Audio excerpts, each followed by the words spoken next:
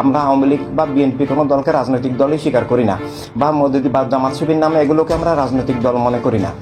রাজনীতির সংস্কার আগে প্রয়োজন। তারা সংস্কার নামে কিছু টেকনিক্যাল কাজ করছেন, ইসলামের নামে এবং অন্যান্য ধর্মের নামে, অন্যান্য মতবাদের নামে, জঙ্গিবাদ, উগ্রবাদ, ফেসিবাদ আগেও ছিল, এখনও আছে। আগে সংস্কার করে নির্বাচন হওয়ার জন্য, কিন্তু আমরা দেখতেছি তারা সংস্কার বুঝে নেই না। তাই আমরা চাই অবিলম্বে তারা পদত্যাগ করে নির্বাচন দিন এবং সুষ্ঠু নির্বাচনের মাধ্যমে জনগণের প্রতিনিধিত্বশীল বৈধ সরকারই সংস্কার করবেন। বিশ্ব ইনসানিয়ত বিপ্লব, এটা নাম যেই, এটা অরিজিনালি মানবতা, অরিজিনালি মানব জীবন। তবে বর্তমানে হিউম্যানিটি বা মানবতা বলতে যে বন্যার ত্রাণ বা শীতের কম্বল অথবা আত্মপীড়িত মানুষকে পাশে দাঁড়ানো, এগুলো ভালো কাজ। তবে আমরা ওয়ার্ল্ড হিউম্যানিটি রেভলিউশন তো এই বিষয়গুলোর ঊর্ধ্বে, এটা আসলে তিনটা জিনিস নিয়ে: ইনসানিয়াত, খেলাফত ইনসানিয়াত, humanity and state and world of humanity.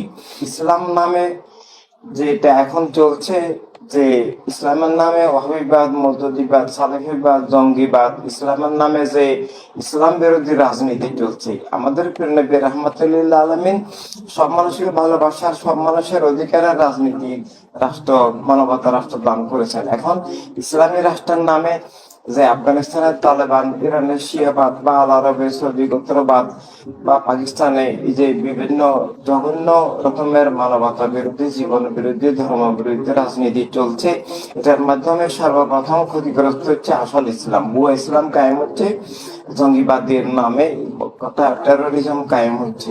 আমাদের সব মানুষের অর্থনীতি ঠিক রাখা, দ্বিতীয় হচ্ছে সব মানুষ তার বিশ্বাস আদর্শ নিয়ে চলার নীতি ঠিক রাখা, তৃতীয় হচ্ছে যে একক গোষ্ঠীবাদী রাজনীতি, খুন জুলুমের এই পাশবিক শক্তি থেকে রাষ্ট্রকে, ধর্মকে, জীবনকে, মানবতাকে, অধিকার স্বাধীনতাকে, অর্থনীতিকে রক্ষা করা।